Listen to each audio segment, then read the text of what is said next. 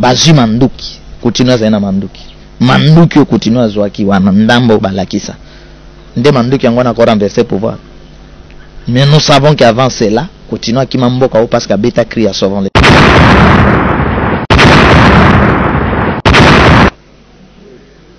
Ok, merci beaucoup. Tolingi to banda émission na biso. Nazo ko influencer mutu nyonso alanda chaîne na biso ainsi dit l'esprit. Alors, na yango oko découvrir makambo ebele na monde entier, na planète na biso terre otozali, tozape na mutu moko awa. Et mutu tozana ye azana likambo ko bisa parce que nzamba tindi ye aya ayebisa mondo yo likambo. Alors likambo wana toko kango biso nyonso ensemble na ngai me quand même monde nazana ngambo na bino nazolobela bino nazotourner la bino tozala déjà disposé prêt ya ko yokaye nini o esengeli aibisa biso et à l'enfin toko pesa numéro na ye o alingi ko contacter ye abenga ye azali prophète Charles Luo tozana ye awa na plateau na ngai ya ainsi dit l'esprit. Bonjour prophète. Bonjour mon frère. Boni. Nzambe azali makoki nde azali ko batela papa Charles comme il faut pe ko batela biso malgré ba mikakatano ya mboka oyo ezali ko ravager Congo de gauche à droite mais esprit atikali fidèle na ko batela ba frontière ya Congo pe na ko bondela ba congolais jusqu'à ce qu'azo mema biso na Congo tout puissant ndenge papa Charles aloba. Voilà. Merci papa Charles. Est-ce que Nzambe atindio pona monio oye kotala ngana plateau? Nzambe atindio oye bisa Congo nini oye bisa monde nini message nini oye nango pona Congo pona monde pona église pona qu'est-ce qu'il y a au juste papa Charles? Merci beaucoup mon frère. Papa Charles azali messager ya tant de vengeance. Et sengeli eloko d'abord bande ko bako retenir. Papa Charles Luo azali messager ya tant de vengeance.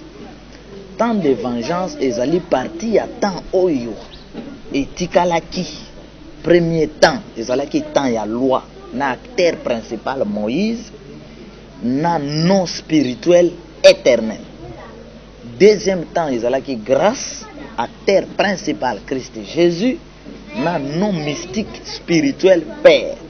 Et troisième temps oyo ezali 61 Yesu asimbi grâce atiki un temps de vengeance de esika oyo esprit supérieur créateur au papa Charles abengaka tout cette puissant de atindi papa Charles pour na expliquer tant ya vengeance alors na acteur physique papa Charles na acteur spirituel esprit tout cette puissant papa Charles na kati ya tant de vengeance azali na ko expliquer bato ba révélation. C'est-à-dire que aza orienté bat na ko expliquer bango révélation. Révélation pour na papa Charles ezali message ya molimo ya Nzambe to vérité ya molimo ezali en vigueur. Nde toza ko benga révélation. Kuna na kati ya révélation tozali komema bato na koyoka, écouter, discerner, comprenez et mise en pratique. Mise en pratique ya parole ya temps na souci ni na souci ya komema bato na Congo tout puissant na un monde ya ba tout puissant to koma na ba congolais tout puissant to koma na bana na Nzambe tout puissant alors tant to koma na stade ya ba tout puissant mutakonyokola yo akozala te mutakomonela yo akozala te nganga kisi akomonela yo te. Le voilà mosala au papa Charles aye nango pour que nanzela révélation ba Nzambe balonga religion balonga message à loi religion pour na papa Charles religion ezali message oyo expiré ezali sous en vigueur te ndenge loi ya Moïse tango comme expiré grâce na koti en vigueur de même pe grâce lelo asimbi bisakana yake yi atikali conseiller ya temps de vengeance de voilà papa Charles sur le sol du Congo oyo Nzambe andimi kopona na Congo pona kobimisa bato na bowumbu ya religion oza konyokola l'église oza konyokola mboka bakotsa bato na liberté ya vengeance kuna na vengeance ndende aza ko venger liloba na ye o bato bayoka ki bafule au pied azali ko venger peuple na ye oyo bato bazali ko boma ndazali ko venger basali na ye o nyonso banyokoma na se na moi. Voilà mon frère, on a koyebsa yo pona moto na wa. Donc tu comprends que papa Charles a un message oyo tozobenga vengeance. Voilà. Alors bana mokili mobimba bana poto bolanda biso to nyingito lobela makambo ya vengeance. Tout à fait. Alors na vengeance oyo papa Charles alingi ko bisa biso vengeance ngi loba ni papa Charles. Vengeance ezali troisième temps, permettez. Troisième temps. N'expliquer que tant ya liboso loi ya Moïse. Acteur physique Moïse. Le nom spirituel éternel. Deuxième temps, la grâce avec acteur physique et spirituel Christ, avec le nom mystique ou étant qui parti on a père. De troisième temps, ils ont message en Nzambe oyo etikalaki pour que Nzambe a mettre nyonso na jugement. Tango bato babandai ko banga ke l'an 2000 ebeti oyebi batnes bakendo lala na l'église. Même ba musicien mokilo ba pengusaka bato bakelala na l'église. Bato mabenions bakelala na l'église nde nzoka ezalaki arrivé ya temps de vengeance. Bato alobi lokola yesu ngo to banozela yete to zongela mabe bato basongeli. Nzoka ezali poto kota na message ya temps de vengeance. Fait que batnos va comme libre ba sin du temps et s'annonce qui politiquement, musicalement, spirituellement demande papa chaye na message à temps de vengeance bo banga ke pamboko ta na vengeance de siko boko mona suka na nyonso pe sambi selia solo nzambe kati na biso bato. Merci papa Charles. Siko na vengeance wana nani muto ko venger? Yo muto ko venger, to nani muto ko venger na temps ya vengeance tout ça. Mon frère, l'esprit créateur que Moïse a appelé éternel, le Dieu d'Abraham, d'Isaac et de Jacob, je suis.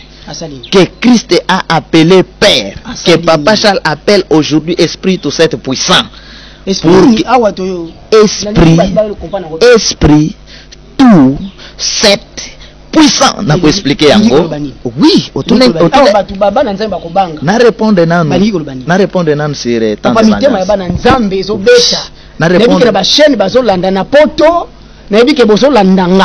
Na ko souligner point wana pour papa Charles azala clair lelo mondo yo faut découvrir ba comprendre esprit na lingo banini wana magie de papa Charles otokomi ko banga. Merci. Otuninga que vengeance wana d'abord yo moto ko venger ton Nzambe. Okay. Na répondre yo nde sika na keko simba ba kombo. Okay. Nzambe asalaka musala na ye nyonso na nzela ya moto oyo ya poni na création. Voilà. C'est ce que nous disons. C'est-à-dire, Tozana Taya Lelo. Si quand on a créé Adam, a créé Nanzela Monde, qu'est-ce qu'il a dit? Faisons l'homme à notre image. Pourquoi nous? Pourquoi associer nous? C'est-à-dire, l'esprit avait d'abord créé le monde spirituel. L'homme existait déjà, Yozalaki, dans le monde spirituel. Alors a décidé. Prenons ce qui est spirituel, sur le plan physique. Alors, après si valeur l'entourage, faisons l'homme à notre image. Alors, aujourd'hui, physiquement, pour accomplir bon Nzambe naye, mon frère a utilisé Kamoto. C'est pourquoi, à kokisi loi, na Moïse, oya salaki moto, à kokisi grâce na Yesu, na galata njoto moto, ndazo koksa vengeance na nzela papa Charles. Muna zongela yo siko yona esprit tout cette puissant. Bana mokili mobimba bana Nzambe papa Charles lango yeyo obino bona ko luka papa Charles na zwili bino ye. Tout à fait. Tozana ye awa papa Charles tozana ye awa numéro na kopesa sikoyo te kanga motema ko zapete. Na kopesa après numéro papa Charles na zuye tozana ye awa na RDC oyo. Alors Congo yo ezobimisa batu banvoye o Nzamba tindi. Moko na bango yo papa Charles na temps ya vengeance ako défendre temps ya vengeance awa makambo nyonso tu. Alors tozela ye to pesa etangu amekana muko défendre kombo ti ko lobanga na zo banga ko lobango na so ko kango te ye moko lobango a expliquer za nini alors ba passer bo s'approcher ba na Nzambo s'approcher ba to retraite bo bimana no bo yawa bo s'approcher total na mu makambo e ngelo ba ma awa kombo moko bimya wa sika ye bi Nzambe e bi Emmanuel je parmi nous mais turo eloko moko bimwana yango wana passa na pesa mama nikete mbote sika zali azola ndanga wala mwana RDC aza congolaise e bi kazola na biso l'émission yango toujours profiter papa Charles e biso comme tolo ba wana eza magie eza nini qu'est-ce qu'il y a bana Nzambe bango te ba église ba bi kombo wana te qu'est-ce qu'il y a esprit tous sept puissants. Zongela. Esprit, tous sept puissants. Elingi kolobani. Bakisa. Esprit véritable, tous sept puissants. Elingi kolobani. Esprit créateur, tous sept puissants. Elingi kolobani. Esprit mystique, tous sept puissants. Elingi kolobani. To eza nani, eza nini? Magie, to ezali nini oyo Papa Charles enango. Mokili o nzambe akela. Bato bayeba yango te. Ye moko nzambe mokili, bato bayeba yete. Soki bato bayeba nzambe, po nzambe ye moko a se revela na bato apona. Nde bato bamemela bato lisolo ya bonzambe ya mboka ya molimo. Bato bayeba kombo ya nzambe na no ya éternel te. Bato bayeba kombo ya nzambe na je suis te. Bato bayeba nzambe te comme étant Emmanuel. Qu'est-ce qui s'est fait? L'esprit a côté na contact na ba corps physique o ya pona, lokola ba Abraham, lokola ba Eli, lokola ba Joseph. Alors Nathan lokola ba Joseph. Et salut que les bota ya nzambe na premier temps ba kebo wumbu. Po nzamba se manifester na mokili aponi Israël. Et lingo le bateke tant nzamba pona ki Israël aboya ki ba Congolais. Elingi le bateke tant nzamba poni Israël aboya ki ba mboka mosusu. Mais eza lokola to vandi na yo wa deux personnes motoya lobi na zana besoin chauffeur biso mbale ba chauffeur asali choix epanayo. Ça signifie na yebi ko poussa na ko poussa pe masali choix epanayo. Aponi libota na Israël oyo bakeko kangama na boumbu nde abengi Moïse alobi na ye kende ko libérer libota na nga na bapasi na bango na yoki na moni yebisa bango ke wana monde ya vision, monde ya révélation où yeza monene où yo pour contester yango faut la spirituellement élevé pour yoka mongongo na nzambe ce que ne font pas les pasteurs et les prophètes. Baza preso ki bayoki azo contredire na haine na jalousie sans kokota na mozindo nde yebisa bango ke l'Éternel je suis le Dieu d'Abraham, d'Isaac atindi ngai.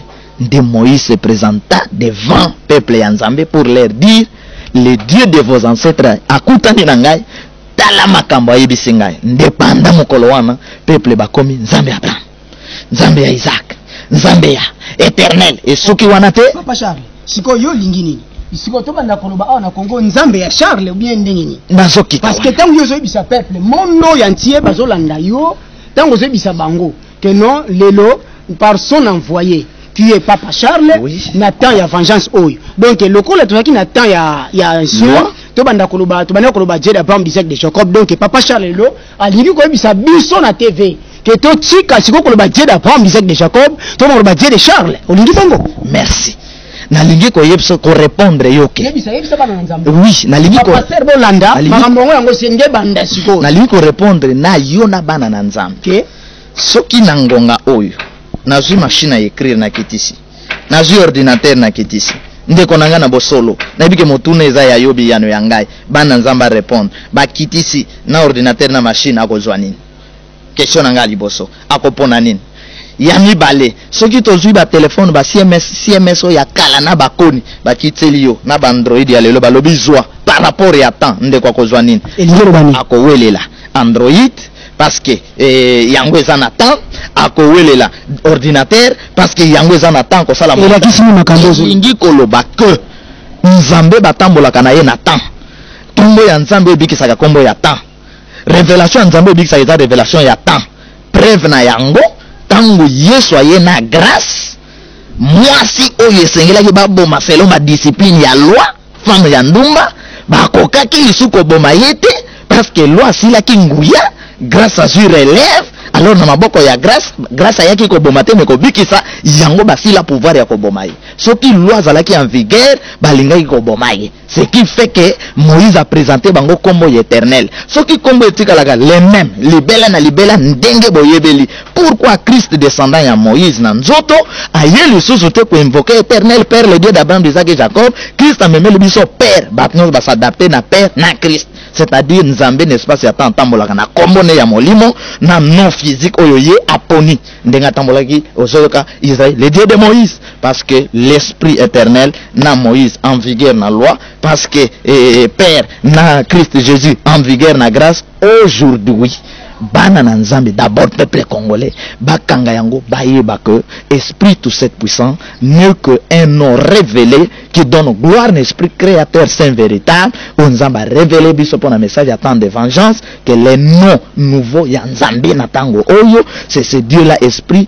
tout cette puissant okolo ba Jésus Christ le bango malembe le bango bana malembe okolo ba Christ Jésus esprit tout cette puissant non ozamba mingi papa Charles le bango malembe bato bana nzambe ba pasteur baye bango ba école biblique na so bisabino boyoka kombo yo malembe tozokende malembe papa Charles le ba kombo oyo lentement et sûrement pour que bana na nzambe et pour que les pasteurs ba école biblique ba comprendre le camp ba créer des bobenga biso numéro na kopesa bobenga biso papa Charles pesa biso kombo non malembe po a makambo zadia voilà esprit saint véritable tout 7 ou ya chiffre tout 7 puissant ce qu'on m'a expliqué na nous c'est tu on ça inakati pour tout saint tout monde véritable les passable c'est c'est puissant problème ni papa Charles ngana za suna kimia bana nzambe ngana za na kimia te na za suna kimia te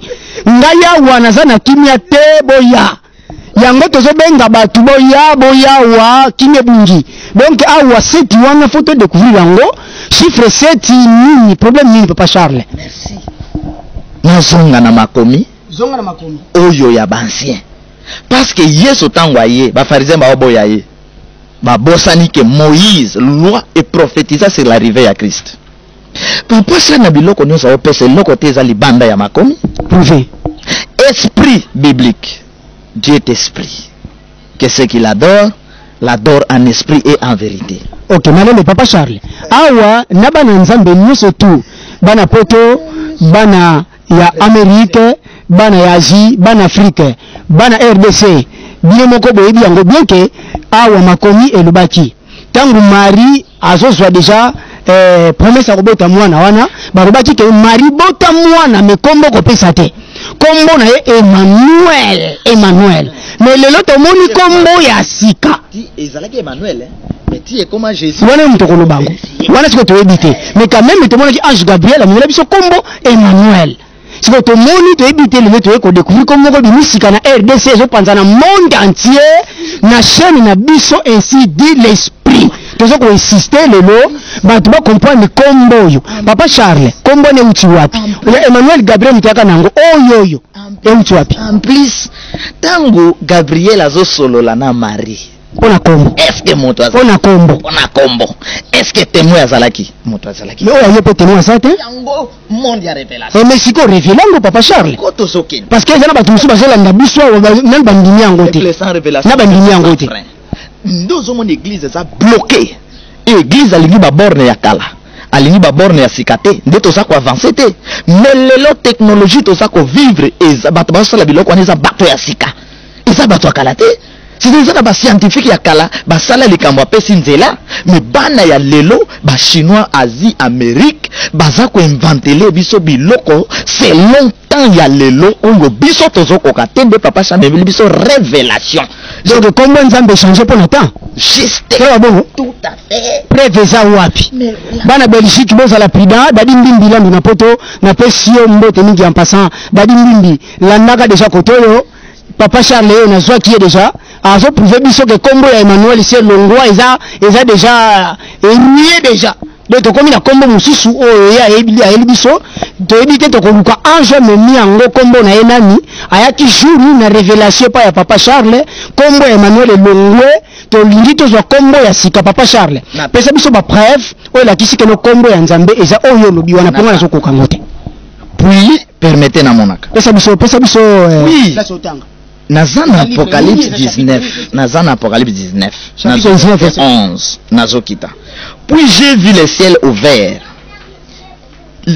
ciel ouvert eza likolo ya mapatate erreur ya religion tangu na réveil to religion to comment kasi bible ba religion ba komeli biso tangu baza mabe komeli biso baza mabe non basali mabe basali malamu me babungisa mais to finissé bango tendingi likambo bakomi bango ba deviango yona ebiso ke bango dévier et kasi ndenge bazotalisa bango bakomeli te ke badévier siko yo bien mais lelo boni kwa mapwani ne à cause on a ya déviation bango politique ya religion école ya religion de faire souffrir bino nani ebiso bon or nani ebiso nzambe musala na ye nani ebisi papa Charles ndengwa l'esprit musala ya nzambe za kobikisa yesu aye kobikisa comment ba pasteur na ba religion ba comment na bible ya bango ke yesu aye kobikisa et kasi comment mais ndenge ni nzo ndima bango te papa Charles comment non ils n'ont fait que copier quoi ba copier kaka écriture na ba parole mais ba appliquer te oyo mokonzi wana lobi c'est ça problème ya religion si abima na révélation il travaille pour l'argent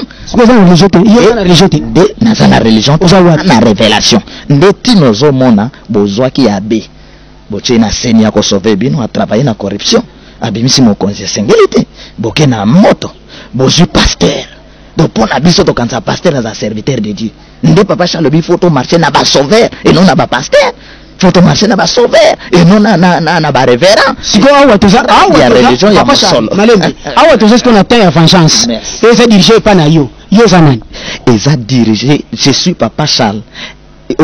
Papa Charles, c'est un révélateur, c'est un sauveur et un messager du temps de vengeance pour orienter les enfants de Dieu vers un monde tout puissant, vers un Congo tout puissant et vivre avec un esprit créateur tout cet puissant. Merci Papa Charles, c'est là, tu vas continuer kutanga, awa bato ya Simo Kimbangu, bakimbangu se balobaka te, Kimbangu aza sauveur. Mais le te moni sauveur mususu mutu mwindi Papa Charles. Siko yona Kimbangu mwini zawana. Bon, qu'est-ce qu'il y a? Pour Kimbangu sauveur, Papa Charles sauveur. Siko mutu mwindi akopona nani? Dans chaque espace il y a temps, il y a un sauveur en vigueur. Yom te remplacer Kimbangu. C'est-à-dire que Yom te remplacer Kimbangu. Christ était sauveur dans la loi, Christ était sauveur dans la grâce, il n'y a pas de débat. Si Kimbangu a été sauveur, qui s'abat, on les permettait, nakendaka. Nous avons tout le peuple. Pour nous dire, nous avons tout le peuple. Je suis homme spirituel. Kimbangu a prophétisé sur indépendance et Mboka. Je crois. Comme étant un Kokwaba Congolais, comme étant serviteur de Dieu qui a pris courage na tango wana et yeba que na mokili oyo. Oui, Kimbangu à l'époque là a sauvé les gens. Na message, il y a libération, il y a délivrance. Netina bakangaye. Alors Nathan oyo. Le la machine écrire comme ordinateur, Kimbangu, tous ces grands bazana katia Papa Charles. Merci. Si vous voyez Kimbangu a sauvé bon Jésus-Christ. Mais pourquoi pas? Et ça problème espace il y a temps. Jésus-Christ a sauvé il y a temps.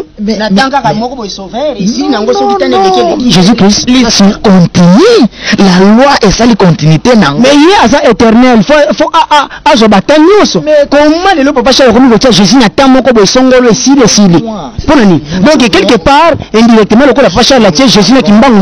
Nous avons Jésus corps physique qui a fait 36 et 3 ans sur la terre. Corps physique et espace il y a temps. Sur le plan physique, physiquement, Jésus n'était pas Nathan et Moïse. Sur le plan physique, mais sur le plan spirituel, l'esprit est éternel, même Papa Charles est éternel, même il est aussi éternel. Sur le plan spirituel, c'est-à-dire spirituellement, Moutakou Fakate. Dans le monde spirituel, même l'esprit de Kimbangu, sur le plan spirituel, il est éternel, il y a l'autre éternel. Donc Christ Nanzoto a fait qu'espace, il y a tant à présenter grâce et Nzamba ça juste. À reconnaître qu'Atindi Jésus-Christ au Yotobengi Emmanuel Nanzoto pour n'accomplir sa vision et la grâce. Tango isili a largué ba disciple naye. Sango yango yepanzani lelo. C'est pourquoi na lina kende na yo na non nouveau. Et Christ les sauveur. Pourquoi a prié éternel Dieu d'Abraham, d'Isaac et de Jacob? Parce qu'il y a descendant rejeté à David. Pourquoi? C'est le monde spirituel. Dans le monde spirituel, okoya avant, mais moutaye simaza mukolo na yo. Kimbangu peut venir. A comme me moutaye simaza plus que ye. Mais pourquoi pas? Mais pourquoi pas? Ok, merci bana RDC, bana Mokimomba, je crois que besoin d'une émission. Ndenge tozoko évoluer na Papa Charles. Yango wana tozebisa biso boye que bozala vraiment très attentif na kolanda makambo oyo Papa Charles azolobela pona ko défendre kombo yango to telemese kena muamkie na oyo alingi kotanga pona ko défendre kombo oyo sika oyo papa ayenango yango to pesa na quelque temps quelques minutes attendre pour à défendre kombo oyo tobaki ke atelema muke et to zongi na likambo kombo. Oui, okay, je vis le ciel ouvert. Bon ça micro na mona. Je vis le ciel ouvert. Et voici paraît un cheval blanc. Celui qui le montait s'appelait fidèle et véritable. Yoka bakombo ils ont varié. Boutika la kana komo moko Jésus. Il y a une variation à Bakombo. Et lui-même, Jésus n'a pas présenté ses noms Jésus. Lui-même, Bandeko. Et si kanini Jésus a l'objet, je m'appelle Jésus. Mais Jésus a l'objet, je suis la lumière du monde. Wana ezali véritable. Jésus a l'objet, il est véritable. Jésus a l'objet, je suis le seul du monde. Et si kanini Jésus appelle ça comme ya Jésus. Bakombo yo, mondli mo santa pesi to linga kangote. To lingi bakombo yo, ya ba pagan, baza ko présenter biso. Oh, chrétien, ba pagan ba pesi biso. Bible lobi les enfants de Dieu to linga kangote. Na continue. C'est là papa Charles. Tellement muke. Awa question moko ezao. Merci. Question moko ezao. Moi muke na tieni moi virgule ngaboko. Moi question moko ezao. Bible lobi que il a reçu le nom qui est au-dessus de tout nom. Comment on ezani? Il a reçu le nom qui est au-dessus de tout nom. Au nom de Jésus, tout genou fléchira. Au nom d'Emmanuel, tout genou fléchira. Et simité. Au nom de l'Esprit Saint, tout genou fléchira. Au nom du Créateur, au nom de la parole, tout genou fléchira. Et simité. Point d'interrogation. Tout ça, le nom de Jésus-Christ. Au nom du véritable, tout genou fléchira. Au nom de Jésus-Christ, esprit amour, tout genou fléchira. Au nom de Christ, tout genou fléchira. C'est le nom de Jésus. Oh, mais j'ai dit au nom de Jésus, tout genou fléchira. Mais notre problème, c'est quoi? Biloko oyo ba imposer la biso. Nyonso politique. Par exemple, bêta na gauche, pesa pe droite ba bêta. Ba imposa biso. Lelo to souffrir en Afrique à cause na yango. Bêta na gauche, bêta na droite, ba bêti ba congolais. Te le côté ko ça de le côté, ba bêti na droite, vous souffrez. Kende bêta mondele ya européen. Et sika na Belgique, na Rome, bisike uta pesa e gifle, soki na minito kota bolo côté. Si vous parlez de bani, papa Charles ngolo bani. Dire que tozana ko tambola libanda ya temps. Baninga bazotambola na temps politique ya baninga spiritualité ya baninga zotambola na temps biso to tambola libanda ya temps siko ngolo banini tango bokonja bato komi na suka il faut mokonja longwa basango bato ya loi ba dribbler bino to ke na pape boke na pape on nous prions pour le Congo soki Italie a un problème na ba terroriste papa ko senga ba prier pour na Italie ou bien ba armée ko bunda pour que ba remporter victoire. Pe papa yebi yango ok pe s'armée te ko bunda te ayebi ba ko bunda pour ba benga na ba terroriste et chez nous garder silence papa va prier pour nous papa prier où est la solution. Voilà, c'est pourquoi mon frère ses yeux étaient comme une flamme de feu, sur sa tête étaient plusieurs diadèmes, il avait un nom écrit que personne ne connaît si ce n'est lui-même. Yuka nzamba zan ba komo mosusu abimisa na nto boyebite. Il avait un nom écrit que personne ne connaît. Monde spirituel, les amounènes, et ça n'a pas biloko nanto vivre. Et ça n'a pas biloko to monite, même la science, même la technologie. Les loto moni angote, mais l'obito ko vivre yango. Yoka ezo continue. Il était revêtu d'un vêtement teint de sang. Son nom, yoka ba yeko pes. Son nom est la parole de Dieu. C'est pourquoi Nathan y a vengeance, l'esprit est au top. Et je peux dire à un malade, sois guéri au nom de la parole de Dieu. Bino boyebika ke, sois guéri au nom de Jésus. Boyebika formule moko. Mais yoka, son nom est la parole de Dieu. Oyokuta Apocalypse, prophète, livre et prophétie. Il a un nom boyebité. Akitawana, son nom est la parole de Dieu. Oui. C'est comme si, surtout bana ya Congo, bana Brazzaville, bana Congo, bana Brazzaville, bolanda siko malam. Wangana ina tuna boy, papa Charles. Est-ce que na ba kombo ebele oyo biso to yebite ya ko bengela nzambe? Siko na mona tuneti confusion moko boye, moi trouble moko boye to kokota awa na kisasa précisément. Awa bato balobi ke no gege. Siko gege za komo moko boye sika na matoyi ya ba chrétien.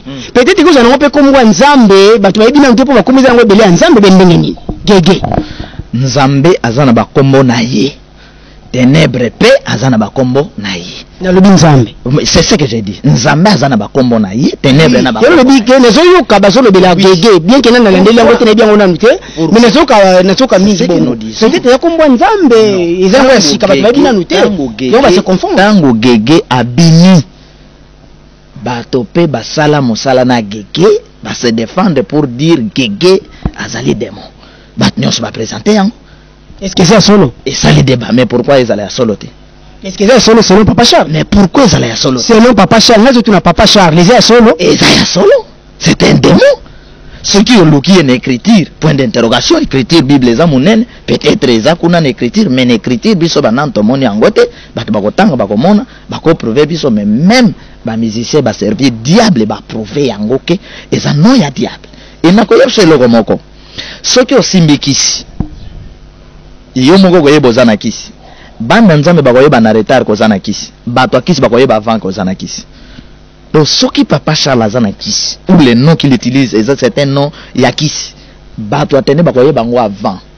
Sikoyo kombo ya gege bato bayebi yango te lelo bayoki kombo oyo Papa Charles azobimisa na moni église ebandi kobanga po bauti kozala victime ya gege. Sikoyo awa moni kombo mususu ebimi tokosukela wapi na kisasa oyo toza naopesa papa kombo naopesa Papa Charles ebima na note mais makambo eza wana. Oui. Sikoyo lelo lingi mawa kombo oyo po gege bimaki awa et provoquer trouble na kini. C'est ce que j'ai dit. Yango awa tolingi tolongo na ta ya gege tobimi kombo moko uti ko bima sikawa Papa Charles loba likambo mondo ezolanda yo gege kombo de Jésus parce que na musique ya Kofi babetango. Mais tu es bien côté. Non, c'est ce que j'ai dit. Mais esprit tout 7 puissant yokango nante na monoko ya démon. Mais faut pas dire c'est église.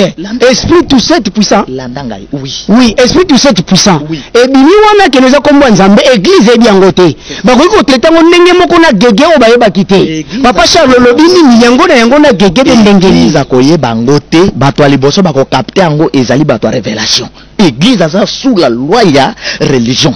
Ah on a congolais bato révélation ba bloquer bango inspiration. Est-ce que vous avez que combo ya Jésus-Christ, combo Emmanuel, est-ce que bato ayeba kiango? Ezali moi jaye ko pesa combo e uti na lola. Est-ce que Joseph na Marie ba yeba ke Hérode a oluka mwana ba yeba kite révélation de yeko yebsa bango ke bozwa mwana bokima. Papa Charles c'est la révélation. C'est-à-dire que Papa Charles n'a pas besoin que bat nyonso ba comprendre le qu'on a be souci à Papa Charles bato baza ba ponami ba révéler, c'est ça problème ya Christ Jésus. Tango bat nyonso ba yepa ya Yesu. Si ba kima Yesu, mais ba Pierre batikali oh. Mais bato ba kimi nga bino batikali pona nini? Notre découvrir que ça ba parole qui donne la vie. C'est ça problème ya ko découvrir gege na Kofi ba betango. Ba musicien Kofi ba yemba. Place moko ba Kofi ba yeba te ba beta gege. Na musique ya ndeko misambo na yoki ge alo baki baye bate siko bayebi musique yelo baki baye bate siko bayebi oui bayebi na bino boye baki te bato église alors tango église boye ko betango ba binseli bino ngo na makasi nyonso nde boye ko sosola ke eza na démon moko ce qui fait que kuna basi ba beta nde bayebi mais esprit to cette puissance ko luka ye na ndako banganga o kuta ite bon na bible c'est tout le temps na bible mais na bible nde na o démontrer yo l'esprit na e ya munene. Ce que tant que Bible écoute bisiki esprit est belé. Esprit azalina Jean 4 23. Dieu est esprit. Que ce qu'il adore, l'adore en esprit et en vérité. Esprit tout signifie nyonso de konangai. Mutoso azul nyonso na mabe. C'est l'adoration. Non, nyonso na mabe. Bon tant que le bac notre Père qui est aussi. Likolo na nyonso azate na likolo ba démon c'est ça na likolo banganga kisi c'est-à-dire que tout wana un Dieu tout donc c'est lui qui a tout créé c'est lui solution de tout supérieur d'une part les adorations que je lève Dieu. OK Papa Charles kombo na yo moko muto sali yango po o adorer nzambe ou ba révéler yo mais un révélateur à cause la kombo ndenge.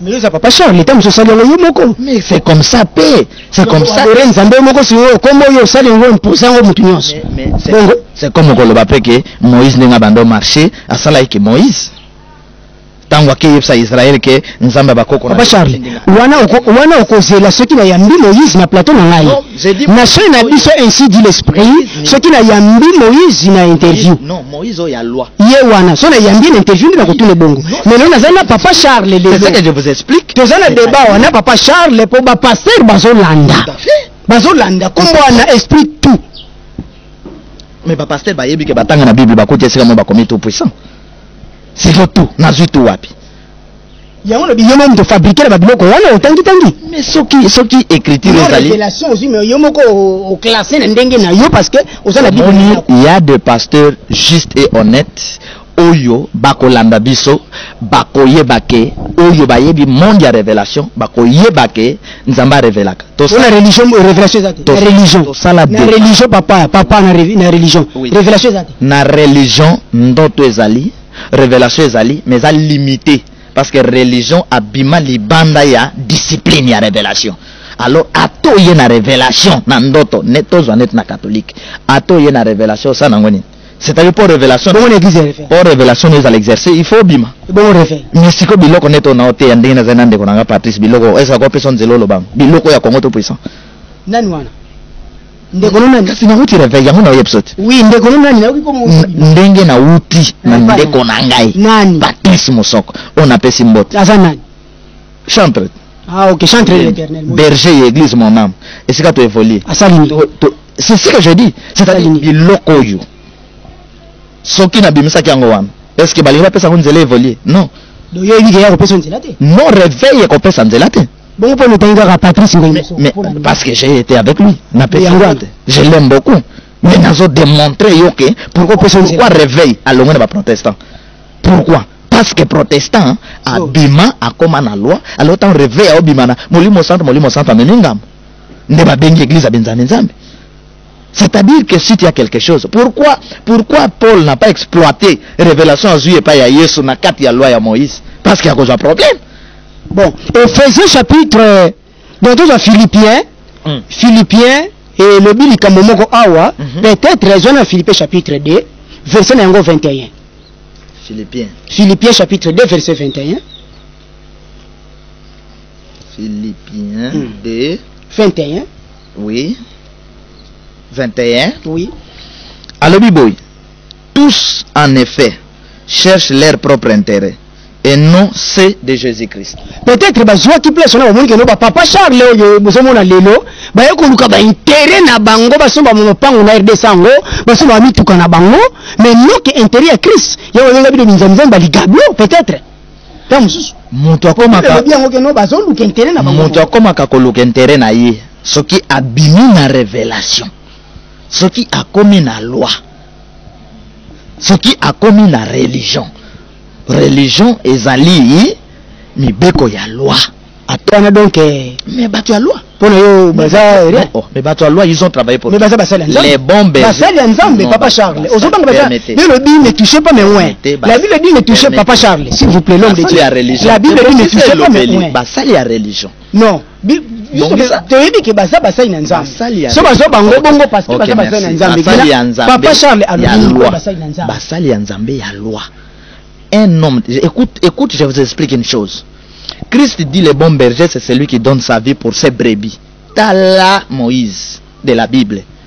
Serviteur, sauveur, prophète, défenseur. Il a donné sa vie à Bundana Pharaon pour que Banezé Babima, Naba Josué, Bakotisi Bango, Baboui corruption à Pharaon. Et le Christ même n'a disciple naï. Bazo Koufa likolo évangile. Aujourd'hui, cet homme de Dieu, cet homme de Dieu, bisoko c'est quoi? Terme ya koko feza terme ya grâce. Koko fana ko seko. Siko na banya totika na terme ya ko seko. Mutu akufa ate mwana nzamba akufa ate. Akufa te soba ile munduki en émission papa Charles ko kufa te. Nazo na yoka eloko moko. Ba brique ezawa soki ba niki yango bazongisi na mabeleske ekofi. Ezongi na mama na yeti.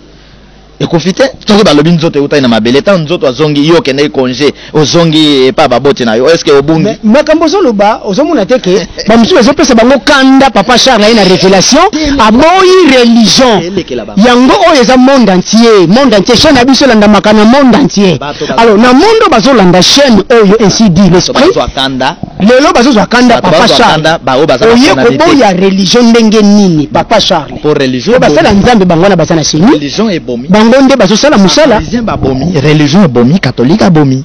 Et réveil abomi. Rêve ezali que Christ a donné sa vie sur la croix pour que l'auto comme un bateau, ba pasteur à l'air tourne comme Christ, comme riche peuple a souffrir, bazumbongo ba tiango na football, bazumbongo ba tiena ba théâtre, bazumbongo ba tiena ba nani wana tiembo na football. Nani wana mais religion. Neti nani tiembo na football. Nani église ya religion. Église nini? Pasteur nani église nini? Église ya religion. Neti église ya réveil. Neti église. Neti église à Ezebele. Mais comment? Ya pasteur na seka. Ya pas Ezebele à seka, ya pasteur nani? Est-ce que pasteur nani papa Charles oyo moni asali mamonde ni nazo kenditi nani wana zela nazo peso réponse oui non mais batu baza mitema ya batu ezako mo émission za ko telema tozo sala ngo mitema ya bako za poser te makambo zawa tobaki ke émission ya lelo eza na kimia te lelo batu balanda nani wana pasteur nini wana yo mona kina kisasa asali bongo président Renaissance lokola nani évêque Mukuna Pascal évêque Mukuna sali nini pasteur Mukuna il est président ngana pesi mbote fa pasteur Mukuna évêque pasteur merci beaucoup mbote pasteur asali ngape na pesi mbote asali nini pasteur mateya na ye ya temps et fortifianga et fortifié yo tout à fait on dit oui asali révélateur c'est un pasteur révélateur non pasteur révélateur non pasteur azalaka na inspiration évêque azana révélation c'est un monde évêque azana pasteur azali après sa formation on dit tout à l'heure suivez-moi pasteur azali nazana ko boya te nazana ko expliquer to kota na kondima na Congo tout puissant to big sabango mais bango na ba passer mukuna bazali bazebele écoute-moi évêque mukuna zali pourquoi aujourd'hui nous souffrons religion pasteur de religion religieux entouré président de la République politique et meli bango omona ki bango mi ba conseiller ya président de la République tellement que bana monde entier c'est là papa Charles bana monde entier na dit que bozolanda biso très bien awa tokozala na besoin ba pasteur ba ko défendre cause oyo na émission oyo na chaîne na biso ainsi dit l'esprit tozana besoin ba pasteur tokoya ko contacter bino pona makambo oyo papa Charles alobi ke ba passer ba entouré président ya mboka pona toyebite soki pona nini pona flatterie mais pona nini sans message pona nini flatterie pona nini mboka ekufa pona nini kasi ba passer ba entouré baza na vision te bazo sala ni liboso baza prêt ya ko sauver siko bazo sala ni liboso président république ko flatter OK alobi ke bazo ko flatter ba passer boya na chaîne oyo toza disposé chaque jour na chaîne na biso kombo nango ainsi dit l'esprit yango tolingi boya bo défendre ce qui papa Charles Mambalobi eza ya Yesu bateya akufa Yesu akufa na ekoloso teka pona bakonzi mboka mais Yesu akufa pona peuple na ye babika okena kimbangis leader plus riche bandimi plus pauvre ernia so beta ka ba caisse claire pra plus pauvre mbule ko beta wana wapi pasteur akoti na jeep akei bandimi batiko betela mbula wana wapi na stade de Martyrs wapi na stade de Martyrs église nini na écuménisme basalaki écuménisme église nini esalaki écuménisme ya religion basalaki yango protestant kimbangiste réveil je ne sais pas soki na basango ya catholique c'est que yo za église papa Charles je suis nango ke papa Charles za église parce boya tout azana église azali mwana ya parole ya temps mwana ya révélation église nini papa Charles ezali ngai yo na Congo mais Congo yango etondi religion siko lubo ya wongo siko yo za moko na religion église eza champ ya prédication esika tozoteya siko Congo église na biso esika tozoteya esika tonyokola te mais esika tozoteya bato na kati ya religion po babongola mitema Christ aya kuta religion ya bayuda nde yango ebomai botikela biso Barabas bobomela biso Yesu na ekoloso frère nani anyokoli Christ eza religion nani anyokoli kotino eza religion eza l'état eza religion asamba na nani eza l'état asamba na nani nani asamba na nani surtout continue on va répondre c'est ça je veux dire continue asamba na l'état te asa na verset na pasteur Denis les akota na boloko azwaki problème na nani malembe tozo ngana ipa ya archbishop asamba na lentement tango bazo boma Yesu banani bafundi église ba sacrificateur église ni bakanga kimbango funda Jésus bakanga kimbango banani église papa Charles pesa biso ba preuve peut tozo kende presque à la fin ya émission pesa biso na nous ba preuve que vraiment église nde mutu ezoteka eteki Jésus église nde mutu eteka archbishop Coutinho Fernando église ebomisa kimbangu ba preuve je vais vous dire une chose na tango oyo bakangeli bino un pasteur na ba monde entier bolandaka bien na ba mensonge nyonso nous savons que Coutinho est un homme à cause de la peine mabene comme mutu mais ce qui est visible est clair na montage ya politique bakangeli bino un pasteur batie na boloko bazwi manduki continue za na manduki continue zwaki wana ndambo balakisa nde manduki yango na ko renverser pouvoir. Mais nous savons qu'avant cela continue à kimamboka ou parce que beta cria sauvons les Congo baloki sans manduki.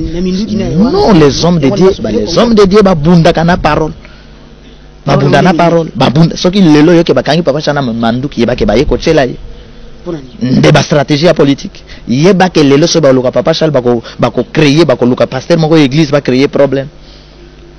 Voilà nde a beta cria sauvons les Congo baluka bakanga yake na 1+4 nde baye ko rouler poisonga tango aye komika samba na pasteur Ngalas. Ce qui bazana un problème à pasteur Ngala, c'est un problème qui date de longtemps. Mais pourquoi problème on a baillé contre traitant au Kana moment, il y a souvent les Congo Kana moment wana. Stratégie et bakangi na momani. Bakangi tango outi stade azoya. Moto outi poto. Akatisi, ake stade. Nde azokoma, nde bakangi na manduki. Bazoba bana, biso nde bazoba. Tozape mayele. Donc ba magistrat bakansate que ceux qui a vendu na trône, azuli ya corruption de l'équipe batngas va vendre na mayele. Voilà, c'est que c'est la religion qui tue. Batnyonso bazoboma Congo lelo, il y a pouvoir et opposition. Baza ba résultat religion, batang na bekole ya religion, baza attaché na religion, baliaka hostie jour et nuit. Mais pourquoi baza na vérité na mon côté, baza na souci à batoté, malambi bembeken, la révélation seule et ko sauver biso. Voilà. OK, merci beaucoup. Je crois que c'est là qui presque bisone surtout na kolanda vraiment Papa Charles oyo auti ko ebisa biso makambo ebele bandeko bokoki kolumbisa biso momuke na émission na biso biloko mosusu tolekango mbangu parce que tosilicité vraiment tosilicité tokati nde parce que namoni bazosinele biso minute vraiment eza déjà ya kokoka yango Papa Charles nayebi te mot de la fin na yo eza nini na oyo nyonso tu touti koloba awa olingi nini mpona Congo olingi nini mpona monde etant que nzamba tindi yo mpona kochanger badonné ya monde oyo na ye na biti moko Congo est comme un Congo tout puissant. Na esprit créateur véritable tout cette puissant. Na lingi ba Congolais ba se retrouver. Mboka Congo ezonga pe eleka niveau ya Congo ya lelo. Na lingi batnyos bazo landa biso memba oyo lelo bazo kamba lelo ba pouvoir expirer na benga ngo po ici et là. Na lingi bango pe ba bongo la mitema na bango ba bongo na tokota na Congo tout puissant to longa mondele bazo maltraiter biso lelo ko utiliser ba konina biso ko bomaka mabele na bango mais jamais ba ko influencer Macron a boma ba français. Voilà bana na nzambe bisika bozali bolananga na mokebi bo juger ngate selon la chair. Prenez le temps de prier les hommes de Dieu, les pasteurs. Je sais que j'aurai affaire avec les pasteurs et la religion, les hommes de Dieu à la religion, mais il y a des sangos qui comprennent ce que j'ai dit. Bah benga kanga pour me poser des questions, mais you makambo tu consultes quel livre? Mais donc pour encourager ce que j'ai dit, ils disent que ce que tu dis est la vérité. Donc naza na droit chemin, na ko bunda bitubo kino na suka ndenge Mose ya bunda longa, ndenge Christ bunda longa, lobi ba ko lobelaka tant de vengeance avec acteur physique tout puissant Papa Charles, acteur principal esprit tout cette puissant pour un Congo tout puissant, et Congo tout puissant et atteindre l'objectif on a payé comme na Congo tout puissant ou kuna corruption kozalate ou kozalake ba Congolais ba se retrouver au quai de gauche à droite batosi. Voilà mon frère Nzambe apambola yo 00243 89 83 77 536 numéro ya Papa Charles. Zongela numéro 0243 89 83 77 536 numéro à Papa Charles. Nous connaissons kolinga ko soutenir biso pour que be mission fo eleka kana Kinshasa pour ba kinwa ba congolais nyonso ba kota na kati temps afin que Congo na biso ebi comme on va former nyonso ba beta ki ba politiciens bazala les oiseaux de même plumage rien ne marche alors ils attendent ya ba sauveur nous sommes prêts pour sauver les Congolais. Voilà. OK, merci bana ya Nzambe, bana Kinshasa, bana RDC, bana monde entier. Je crois que to télématiquement muke na combo au Papa Charles a décortiqué ko décortiquer yango bien après parce que minute na biso eza déjà ya kokoka to bengi mo muke Papa Charles to zana déjà ensemble o alingi ko benga ye abenga ye na 00243 89 83 77 536. Wana tozalina Papa Charles okozwa yemoko directement na bureau na ye directement na église na ye esika ya zokamba étant que envoyé de Dieu de ma Papa Charles Luo azawana beau contacter, beau soutenir, enfin que émission est pas dans le monde entier. Vraiment, beaucoup de la décidé na Papa Charles. Il y a prochaine émission de Kobanda à partir de Combo. Parce que Papa Charles, il faut décortiquer Combo, à la qui s'aba verti à Combo wana, puissance, eux assure ce nom-là, et eux alliés na en cohésion, na temps où il y a vengeance, na ba effet, il y a Combo wana. Na ba verset biblique na yango. Merci Papa Charles, ce qui moi salutation et koki kosa. Nzambe akopamola apamola yo. Merci beaucoup. Pe apamola bande konyos balandi biso et surtout Nzambe apamola Congo. Totikalika na des choses au nakolo banasuka qui se prépare au monde spirituel azana komona ngo coup d'état to guerre. Il komi balewana bato basana ngo attention. Voilà. Merci beaucoup. Pour clôturer le lot na émission Abisso ainsi dit l'esprit. Ciao, que Dieu vous bénisse. Merci beaucoup. Je suis prêt pour sauver le Congo et toi?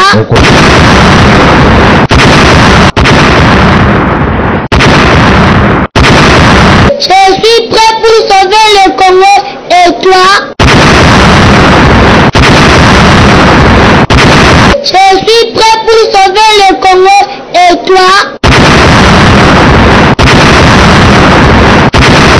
Pour l'amour du Congo, pas de recul. Alors, moi qui les comprends na kabisote. Amen. Robo konja nzambe ikoya ngongani. Wana bazolo kabaye badate koya. Po bayi basala mabe. Soki bayebi ke koya lobi lelo atubela ndenge bokena na basango.